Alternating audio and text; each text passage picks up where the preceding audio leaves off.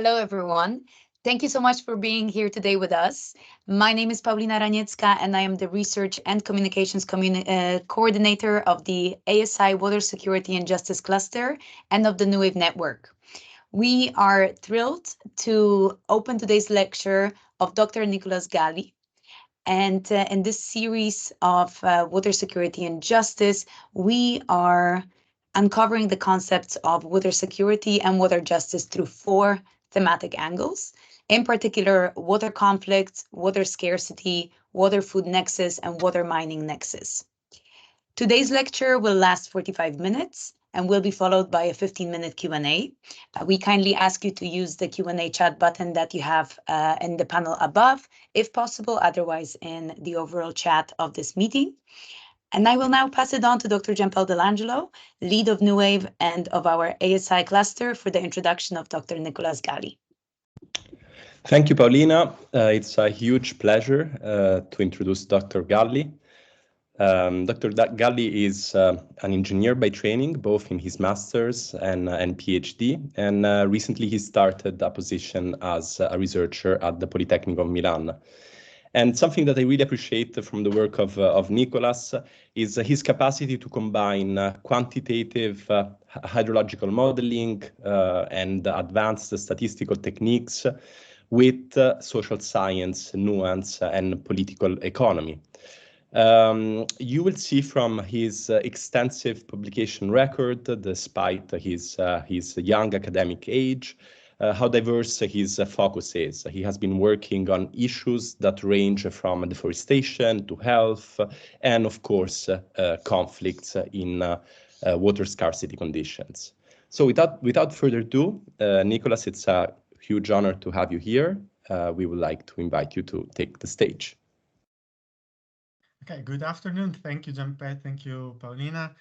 Thank you for inviting me. Thank you for the nice introduction. I'm thrilled to be here and to have the opportunity to talk to you about water security and water conflicts and how these two concepts interact with each other, in particular, how we can use water security as an analytical lens to better understand water conflicts.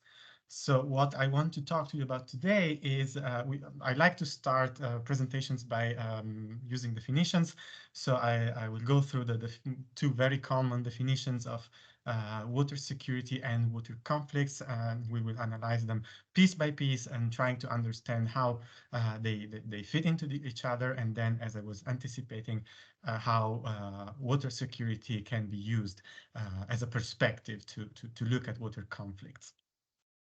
To understand a bit more how that works, also from the more operational point of view, we will rely on two case study applications that correspond to two studies that I had the pleasure of participating in, together with a lot of interesting and fantastic people, including Gianpel.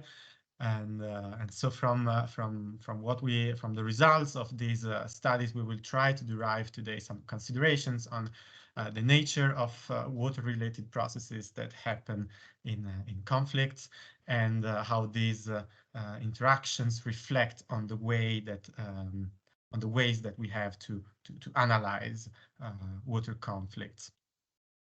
So starting from, I had to choose a definition of water security, and probably the most used one is the working definition by the United Nations from 2013, which says, I'm reading through it, water security relates to the capacity of a population to safeguard sustainable access to adequate quantities of acceptable quality water for sustaining livelihoods, human well-being, and socio-economic development, for ensuring protection against waterborne pollution and water-related disasters, and for preserving ecosystems in a climate of peace and political stability.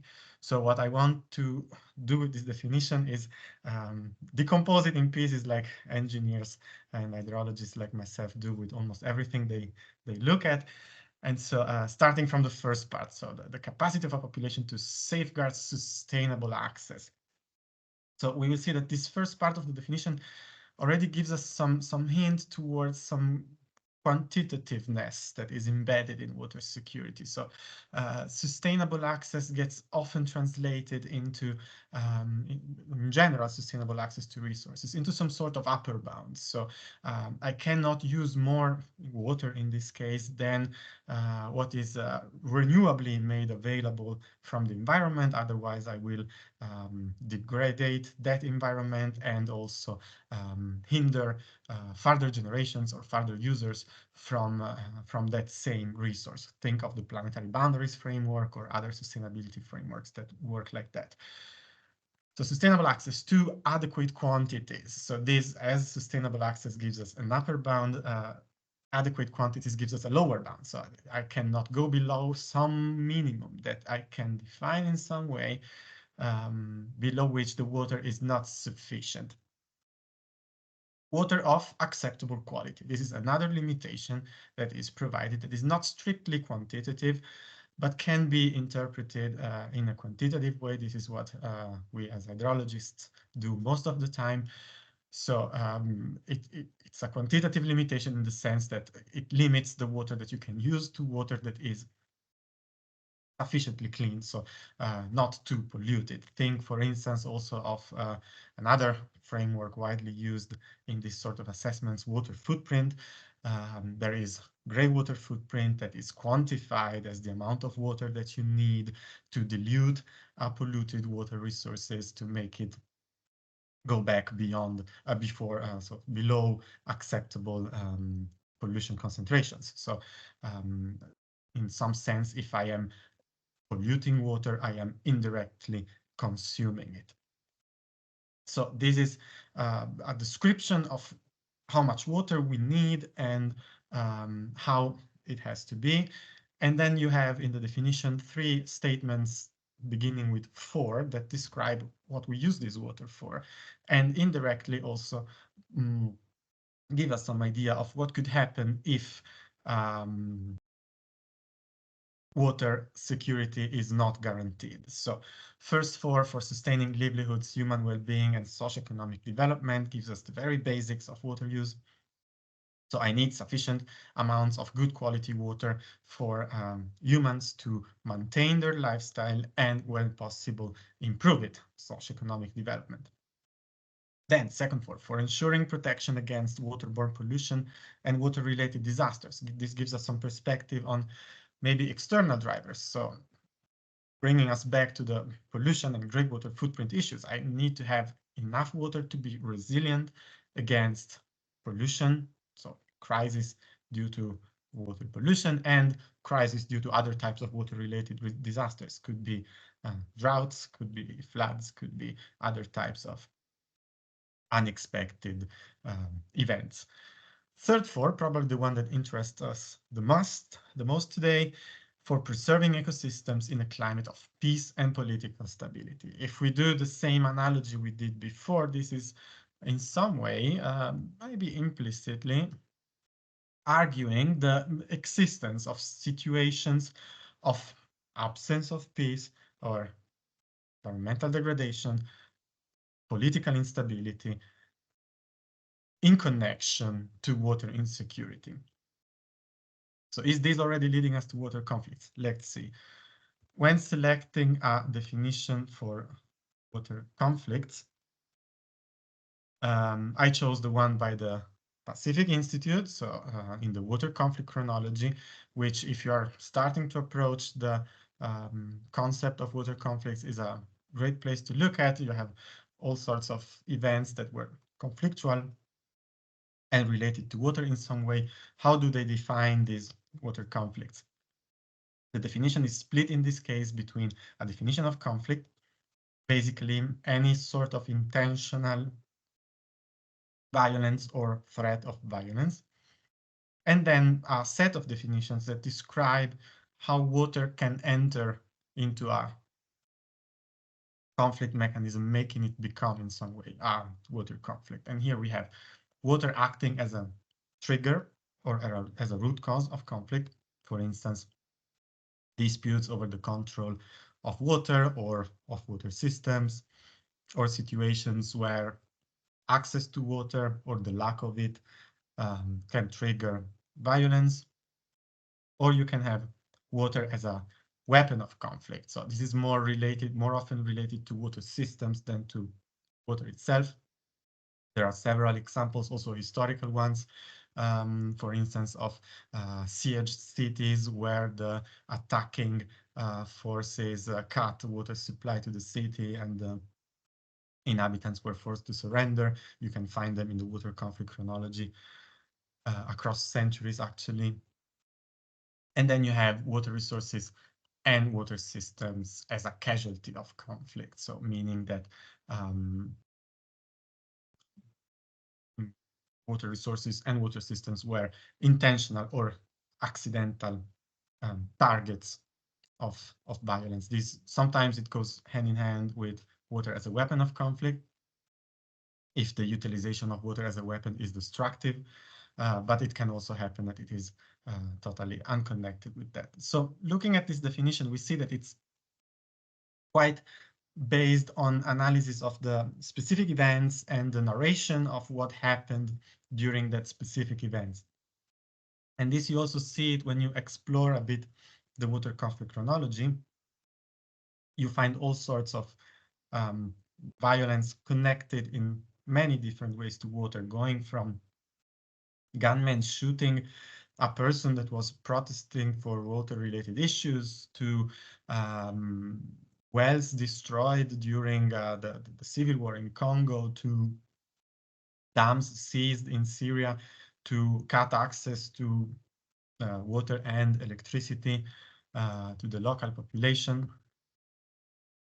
While if we look at how water security is normally perceived and conceptualized, it aims at finding common denominators between events of or situations of water insecurity, trying to find the right approach or the right discipline to look at different drivers and mechanisms and impacts of changes in water security. So water security could change, the level of water security could change due to climate change, for instance, changing precipitation patterns, or to population growth increasing the demand for water, or increases in the demand of water without increases in population, for instance, when you improve your lifestyle. And so the idea is to derive quantitative metrics that evaluate the presence of water security or the degree of water security and insecurity, that adapt to the different mechanisms by which this can happen. So we can have scarcity, that is the one that we will look at the most today, at least in the first part, and then you will see it more probably in the upcoming webinars. But also, as we mentioned before, water pollution and water-related extremes. And all these mechanisms have different impacts, not only environmental, but also societal. So changes in distribution of water that may increase inequality in the utilization of water, unreliability due to alteration of weather patterns and the water cycle that can produce a loss in resilience of population if the shocks become more frequent. And all this can impact social, economic fragility at different scales, from individual to community, to the watershed scale or the country scale, and different scales in time. We have talked about extreme events, which are typically acute, but we can also have seasonal problems, for instance, of water scarcity, or long-term effects of water pollution, and so on and so forth. So how does all this interact with conflicts? Basically, what is typically the discourse on this, let's say, is that the drivers that we mentioned before interact, and through the mechanisms by which they have societal impacts, interact with pre-existing institutional, economic, and social fragilities, partly acting in a parallel way, partly further enhancing these problems.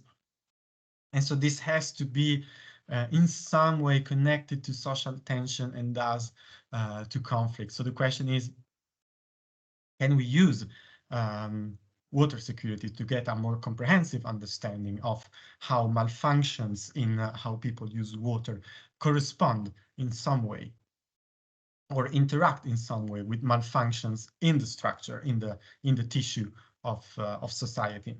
So can we use water scarcity to understand water security, to understand water conflicts in a broader way, trying to understand how, when, and why water enters into conflict dynamics, and so how, when, and why a conflict is actually a water conflict. So our approach to do this in the case study applications that I'm presenting to you is based, as Gianpello already was anticipating in the introduction to this webinar, on the combination between quantitative assessments based on hydrological modeling and social science nuances and perspectives to contextualize this analysis also within the historical and political dynamic of conflicts. So what we basically do is we use hydrological modeling to understand where and how much water is available in time, how it is used by people, for which purposes is there enough. And so we derive from these quantifications different water security indexes, and we combine them with other data that provide us information on the context where these spatial and temporal gradients of water security happens. This can be information on the presence of politically engaged ethnic groups, on social stress, on institutional fragility. And then we put this data in different statistical analysis, such as regression models or clustering analysis, and so on and so forth, together with data on conflict, in this case, disaggregated data on space and time on conflict, so telling us where and when a conflict event happened, among which actors, what happened exactly, and what type of conflict it was. So from the results of this statistical analysis, we try to derive information on the importance of the nexus between water and conflict, also with respect to other context aspects that come from the other data that we use.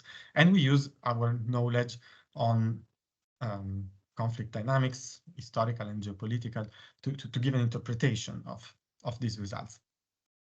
So the first case I want to talk to you about is the one of the Lake Chad Basin, that for those who were here also last week was already introduced by Professor Selby as a relevant case of disputed waters, but also a relevant case of distorted narrations of these disputed waters. So a place where what is commonly known in policy and politics and media is not necessarily corresponding to the substantial outcomes of research on this field.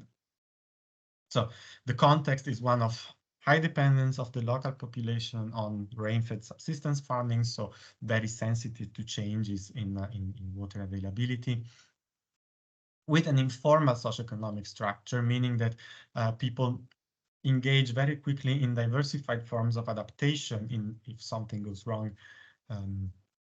in terms of water availability. And this can lead to some changes in habits that create some competitions among different groups. And there is already a pre-existing tension, for instance, among different ethnic groups based on religious background or different traditions.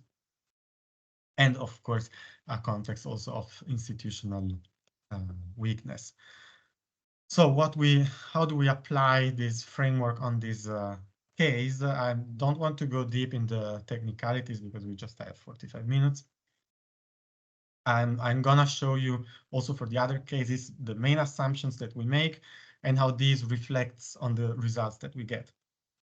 So in this case, we look at water security mainly from the viewpoint of water scarcity for human purposes. So the imbalance between what is the required water for different human uses, domestic use, use in industrial activities, and use for irrigation. with respect to how much water is available in a renewable form, so accounting for environmental constraints. And we look for direct correlations with conflict. In technical terms, it means we are using spatial econometric models to find correlations between water scarcity in this case and the likelihood of conflict. The type of results that we get is sort of this one. You see it in the graphs. You have estimates of coefficients that describe how the probability of conflict changes in association to changes in a given variable. So if we are on the red line, it means that the probability of conflict is neutral to that variable, while if we are on the positive side, higher values of that variable increase the likelihood of conflict according to the model, and the opposite happens on the negative side, of course. The blue points are point estimates of the model. The model is telling us this coefficient, according to the data, has more or less this value, while the blue bars give us the credibility intervals. So the model is saying, yes, it could be the point, but it could also range more or less along the blue bar. So if we look at this first graph, this is representing the importance of the proximity of other conflicts. So changes in the likelihood of conflict associated to the fact that my neighbors are experiencing a conflict themselves. And here the model seems to be quite sure that there is a consistent, except for this year, likelihood increasing behavior of this factor. And the model is also pretty sure about that because the credibility intervals are very small. If we look at water scarcity instead, we have this sort of fluctuating behavior also with very wide credibility intervals. So meaning that the model is telling us it could be above, so it could be influencing conflicts in a likelihood increasing way. It could be decreasing. I'm not really sure. It may depend on something that you are not looking at yet. So our interpretation of that was on one side that, of course, the role of water security is not comparable with geopolitical dynamics and strategies, because proximity is quite dependent on strategies by which conflict expands towards neighboring areas. So the primacy is on that side rather than on water security, of course. But looking at these coefficients with the history of the area on the other side, we could see that some of these fluctuations were in some way associated to changes in the type of conflict or in the dynamic of conflict. And so we decided to look at it a little bit more in depth by relaxing some of our assumptions. For instance, instead of looking just at water scarcity, we look at water availability in general, including a crucial component of water that was not included in the first analysis. That is what we call green water. So water that comes from rainfall gets stored into the soil as soil moisture and can be used by plants, including agricultural plants, to grow, to sustain their vital processes. So as humans, we do not really have the degree of control over this resource that we have on the type of water resource we were looking at before, with the exception of some rainwater harvesting techniques or these kind of things. But on the other way around, green water has a great power in us, because especially in a case like this one, where irrigation is very limited, agriculture relies on this type of water, meaning that it has a direct impact, a determining impact on agricultural productivity and thus on food security. So we see that we are slowly moving from water security per se on the first four of the definition of water security. So water to sustain livelihoods and human well-being. The other thing that we do is we relax the idea that it has to be scarcity. As we have said, we include availability. So maybe when we use too much water, it could be a trigger factor for conflict, or it could interact with conflict in some way. And also, we acknowledge the primacy of political drivers so that we can allow ourselves to look at longer connection pathways between water and conflicts that can also be more secondary. And this is where we start getting some interesting results. So what you see here are distributions of the level of urbanization of areas not affected or affected by conflict according to different what we call socio-hydrological patterns that are not a single indicator of water security, but a combination of indicators of water security that represents specific water-related processes. So you see that conflicts tend to be more in more urbanized areas than areas not experiencing conflicts, and this makes perfectly sense. More people may be more likelihood of conflict, but differently according to different socio-hydrological patterns. So when conflicts are associated to economic water scarcity, they tend to be more rural than, for instance, conflicts where water is a strategic resource. But conflicts where water is a strategic resource tend in turn to be more rural than conflicts with a demand-driven water scarcity that have similar degrees in terms of urbanization as conflicts that apparently are not related to water in any way. So these differences among different conflicts in some way and in some cases become almost a one-to-one correspondence between specific conflict dynamics, so a series of conflict events that belong to the same historical tension, let's say, and specific socio-hydrological patterns. So to the point that we can almost use socio-hydrological patterns to distinguish conflict dynamics from each other. And we were able to find these results when we stopped looking at water security as just water security, as the presence of water, let's say, but when we started looking at water security in relation to its force in the definition, so to the use we make of it and to how it is important.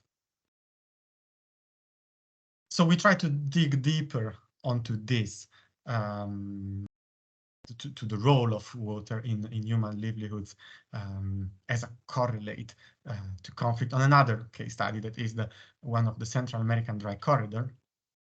It's another place where people rely heavily on rainfed agriculture, even if it's not strictly subsistence farming, but more there's a strong also commercial component. And it's a region that is prone to recurring droughts and with some social tensions coming mainly from the fact that there has been a transition ongoing in the last 20, 30 years from authoritarian states to democracy.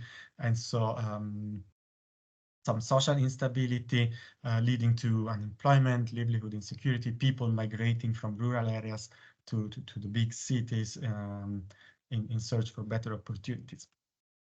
So what we do here, as I was saying, is we look at water security for how it acts through its impact and its importance on human livelihoods.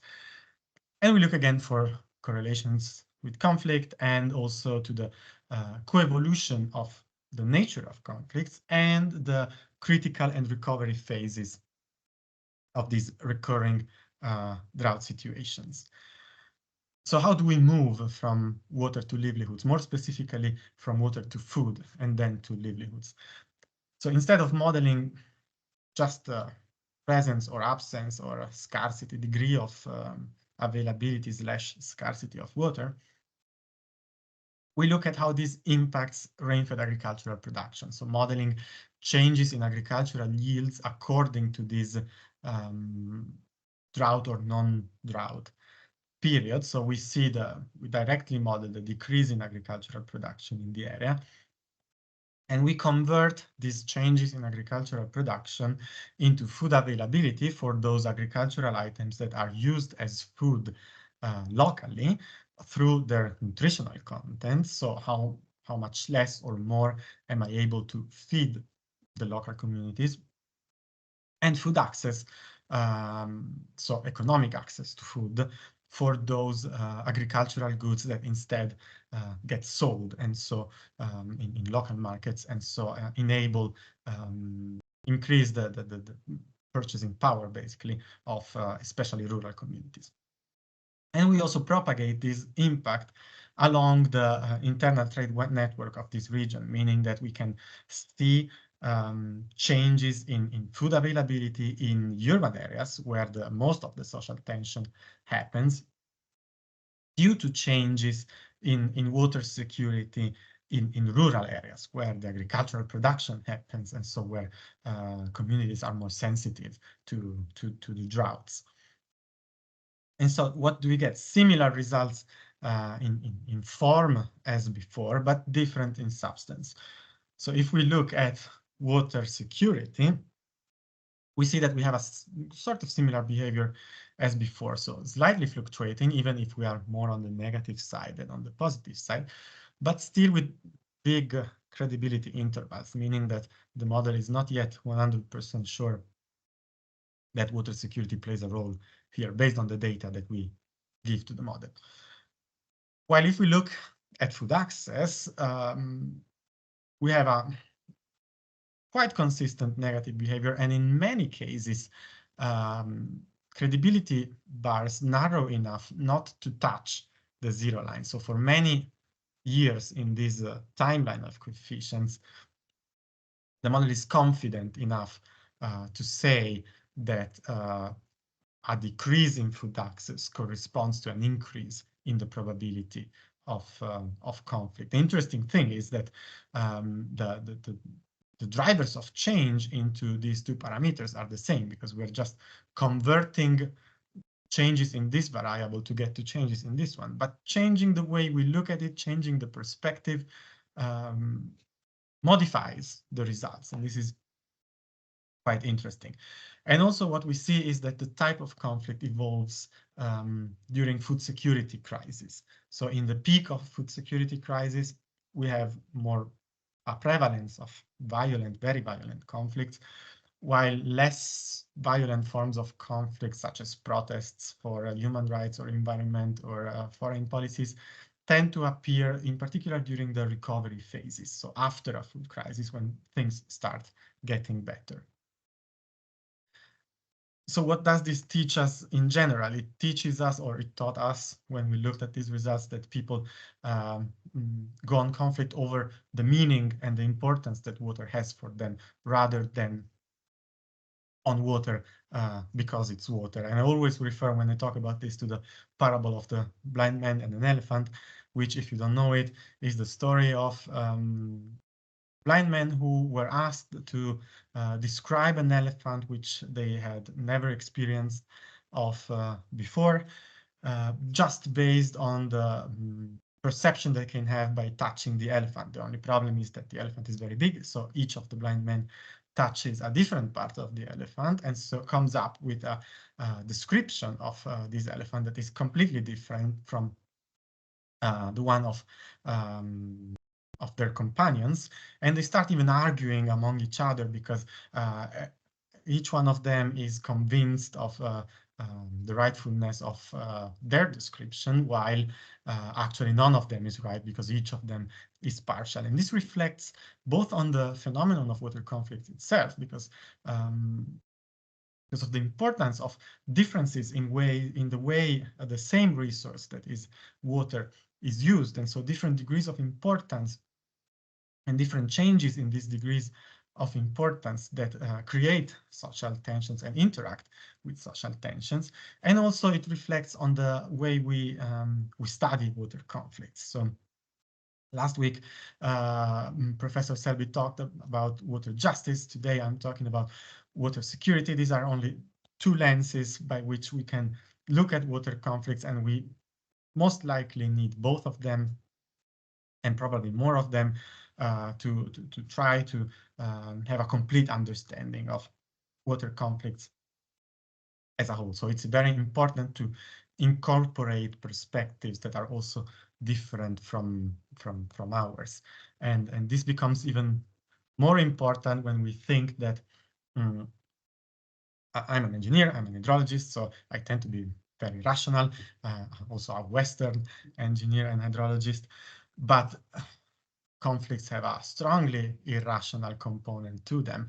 And so I always like to mutuate this framework of four walls in water by Aaron Wolf, which was developed for water mediators, but I think it fits again both the phenomenology and the epistemology of water conflicts, because we tend to look at water for its physical meaning, and we conceptualize it. You have seen it, hydrological modeling, statistical analysis, everything very rational, very mental conceptualizations of water. While part of, not everything, but part of the aspects of water that enter into water conflicts relate also to the less rational, more spiritual dimension, which on a low level of abstraction, if you allow me, is the emotional component, historical and heritage and tradition that water entails.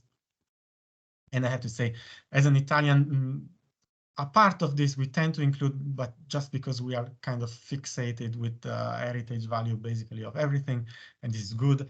But then, as most of natural scientists that based on Western philosophies, we're not able yet, I would say, to fully include the spiritual, often religious dimension, religious importance and symbolic importance that water resources can have for populations, and so how this interacts with conflicts, even if it's a very interesting thing to look at. So just to conclude, getting back to where we started, so to the definition of water security, we were looking at adequate quantities, acceptable quality, and sustainable access to water for three different sets of purposes. Now, and we said that the last one was the one that probably was relating to water conflicts. At the end of these 45 minutes, we can probably say that instead of there being a connection between this first part of the definition and the third four, we can say that this third four on peace and political stability entails necessarily also mechanisms pertaining to the previous ones. So it's a connection that goes through the whole definition of water security, because how water is used and perceived and how important it is to people plays a crucial role in the connection between water security and conflicts, and in the ability of water security to act as a lens to study water conflicts. Even though there is this irrational component that we are still missing, with which I want to conclude, and also thank all the people that are and the projects that are behind this work. And so thanks a lot, and I'm open to all of your questions. Thank you so much, Dr. Galli. This was an incredible lecture, really informative, and also huge fan of actually learning a little bit more about the case studies you were working on, the different papers that came out of your work as a researcher.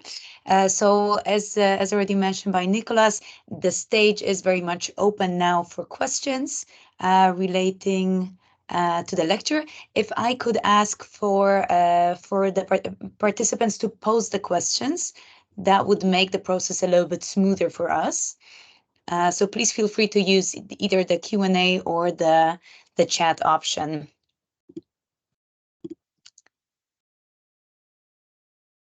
Amazing. We'll see who comes first. In the meantime, perhaps I could ask you, Dr. Galli, to elaborate a little bit more about your experience with the different dimensions of water.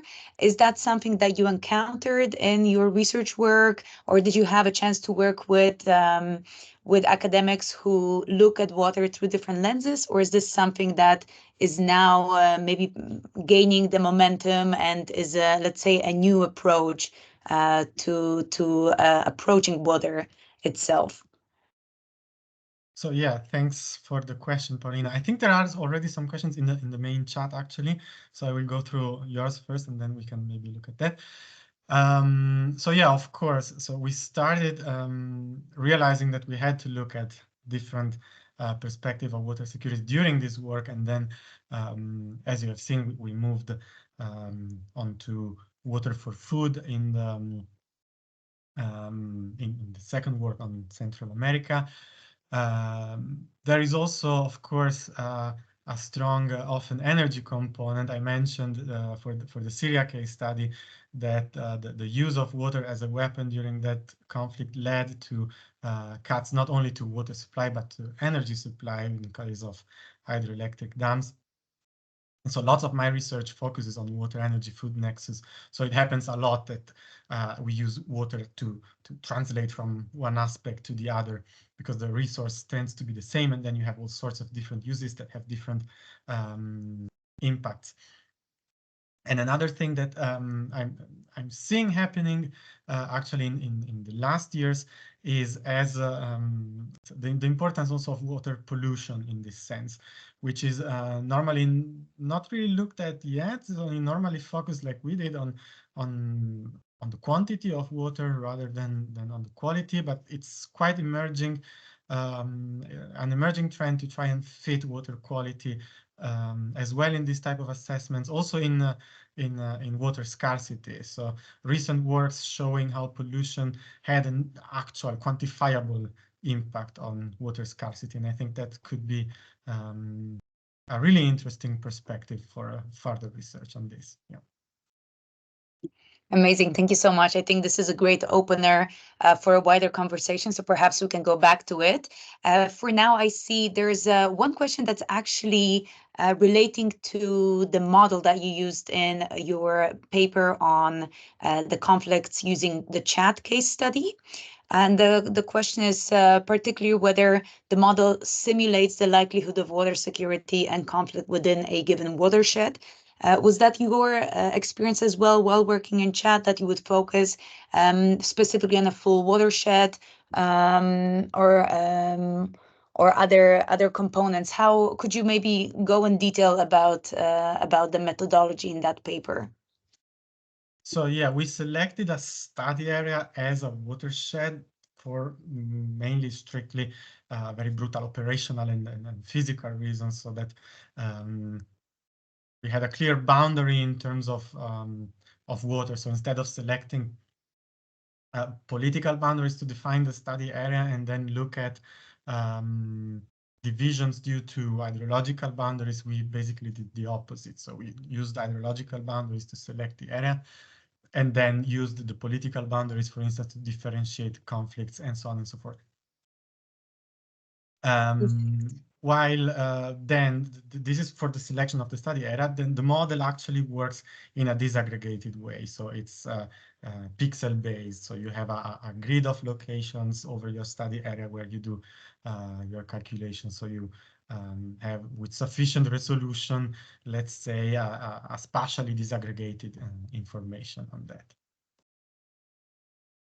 Thank you so much. Following what you actually just mentioned, there is a question about this linkage between water quality and water security. So I can imagine that water quantity can be a little bit more intuitive, so to say, but could you elaborate how water quantity can be linked or influence water security? Of course. The most basic idea, and it's also the one that I would have probably, but I'm not an expert on water quality, so I'm still trying to learn on that, is, as I just mentioned very quickly in the beginning, but I'm happy to go more in depth on that, is actually to translate water quality into a limitation on water use. So if I have plenty of water, but that water is heavily polluted, I cannot use it. So I'm in a situation that is, from a hydrological or modeling, let's say, point of view, almost equivalent to having a situation with no water, because the definition of water security entails the quality of water to define the water that I can, that I should have to be in a situation of water security. So all these conditions are necessary. So it has to be sufficient, but it also has to be sufficient quality. So if one of these two is missing, water security is missing as well. So you could probably fit it in a water security framework or in a water scarcity framework even by using this concept here. Yeah. Thank you so much. When it comes to this lens of water security and water justice, you mentioned that it is one of many, many lenses and approaches available out there. But let's focus on these two. Would you say that there's already a sense of change when it comes to, for example, policymaking or the way we do research, the way we understand water through the application of these two lenses? Do you see some form of a change when it comes to how we understand water, how we try to manage and govern water? No, tough question. I would say you see the entailing of both these perspectives, probably in different aspects of water management and water governance. So because of the different also nature of the disciplines that you have behind these two approaches. So probably you see more water security related assessments when you go on to more operational aspects of water management and water governance, because it's easier to implement it in such a context, while water justice, of course, is more adapt to other conflicts. But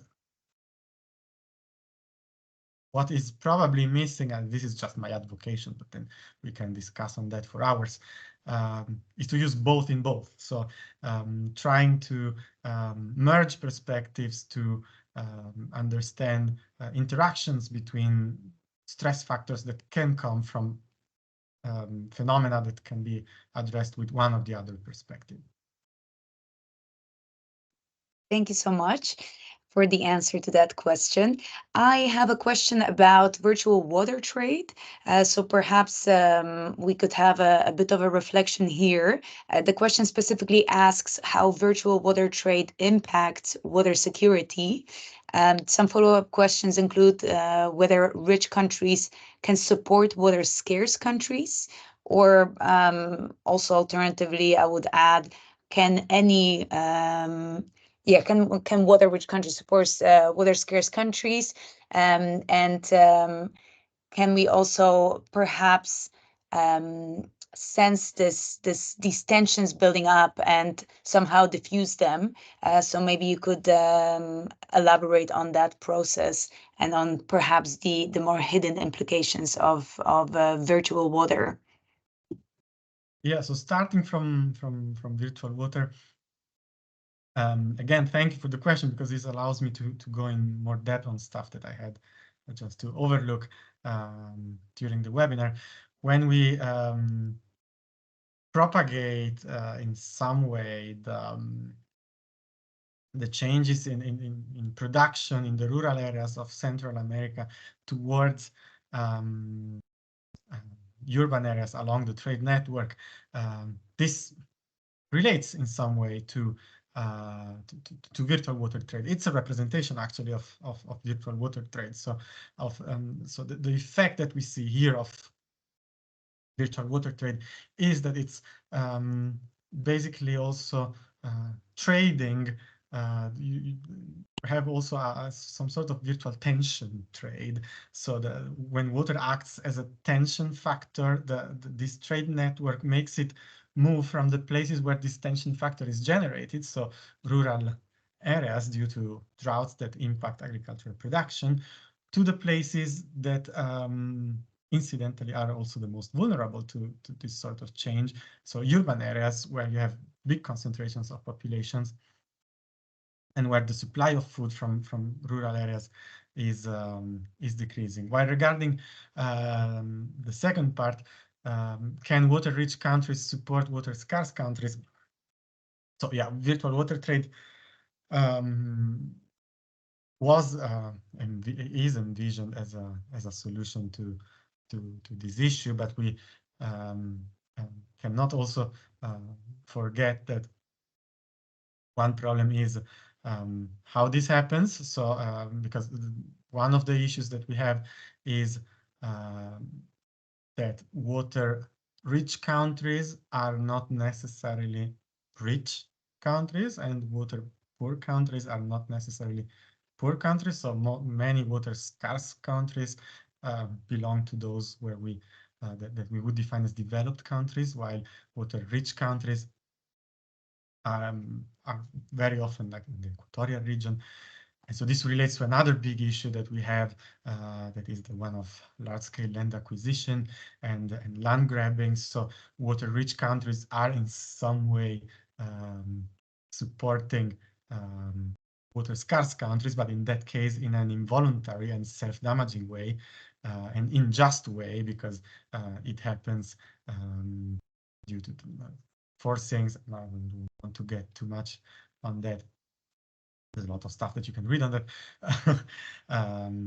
But yeah, that's basically one of the ways this can happen that is not necessarily functional. So we have to take care about how we define also water security in that sense, because it may lead to some unjust ways of resource appropriation. Perfect. Thank you so much. It was a very exhaustive answer, and I think it definitely pictures the reality in a slightly more complex way than the often simplified representations. There's a few questions about the models you were using. Perhaps maybe not the most exciting question, but by popular demand, could you perhaps elaborate a little bit more about the variables that you use in your models, how you measure cooperation, what you mean by that, and whether modeling is even the most accurate way of really understanding this relationship between conflict and security? It's a bit of a packed question. I'm an engineer, so it's exciting for me to talk about variables Perfect. and data. Okay, that's a great opening. If I recall right, we used as tension factors. You find different specialized databases, for instance, about the presence of politicized ethnic groups. So we interpret it as a tension factor if politically engaged ethnic groups, let's say, had overlapping traditional settlement areas, because that would mean that populations, maybe also with different religious backgrounds and tradition, would perceive that same place as their traditional settlement areas. And so it was more likely to have sort of I'll say competition, but people using similar resources in different ways. And then we included some information on development using Human Development Index and similar things. Urbanization taken from land cover maps. We did not use directly population density because we used population density in the derivation of some of the water security indexes that we used, for instance, to derive per capita water availability metrics or per capita water agricultural use. So we didn't want to use it again as a separate driver, because if you're familiar with statistical models, there's always a risk of collinearities. So two things trying to say the same thing, and that creates a mess in the model. And on whether models are the right way to to study these problems, I would say keeping it on a very objective, logical approach. They are necessary but not sufficient. So I really, I mean, yeah, I know I'm an engineer and an hydrologist, so I love models, but the objectiveness and the basis for comparativeness across cases that quantitative analysis can offer, even if it is limited by all sorts of simplifications, and it will never match the level of nuance that analyzing these problems from a political ecology perspective can give you, still can support this sort of analysis, so that if you have a new one, you can compare it with the previous one in a consistent way and look systematically at differences and effects of changes in scale, and eventually also project, trying to do analysis that only partially based on historical facts, trying to better understand sensitivity of different factors, but still keeping, of course, always an eye on and a critical eye, a critical perspective on what you are doing and how this reflects the facts and the narration of the facts that are provided to you on that specific case.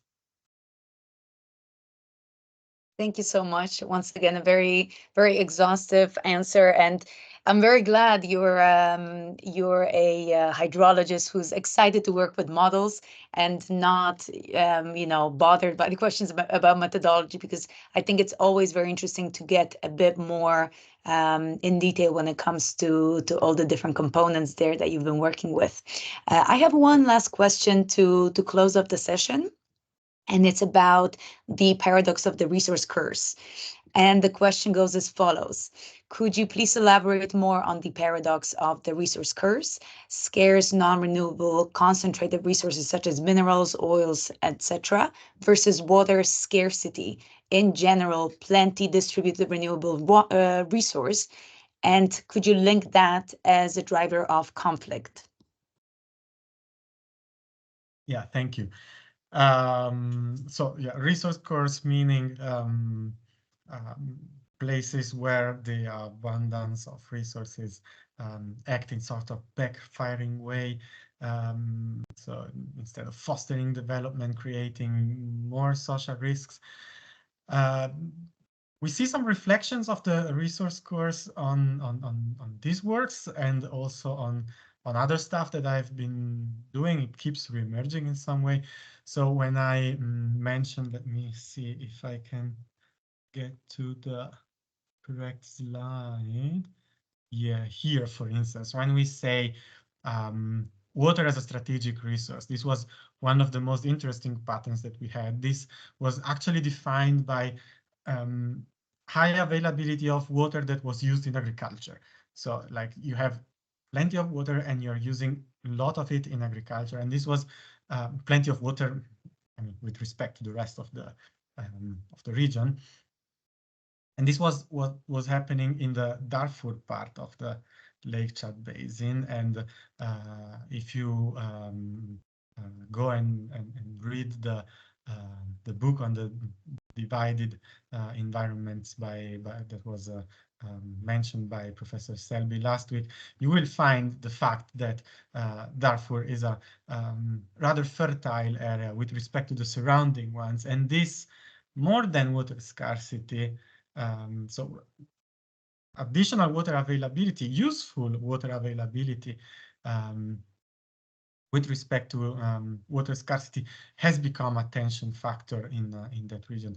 While regarding resources that are more commonly associated with the resource curse, as was mentioned in the question, so non-renewable, rare and very unevenly distributed resources such as mineral ores, yeah, there's quite some literature relating those to conflict.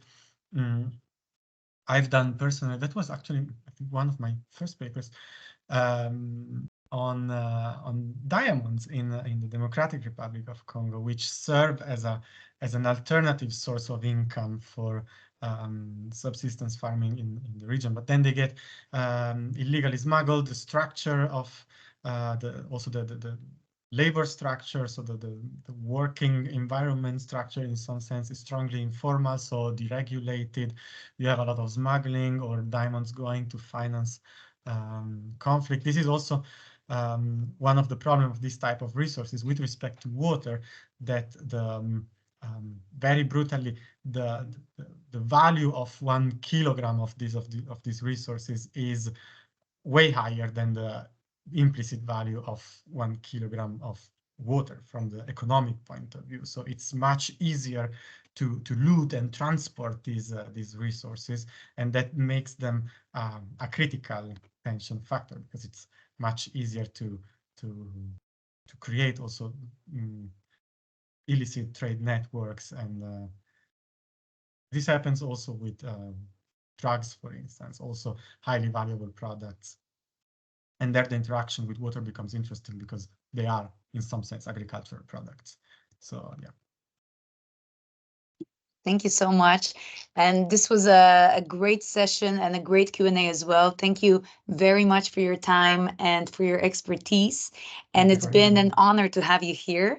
And I just wanted to share as a last reminder that we will be meeting again in 2 weeks' time to continue with the session by Dr. Chloe Nikolas Artero, who will be talking about the concept of water scarcity through the lens of water security. So that will take place on the 13th of March.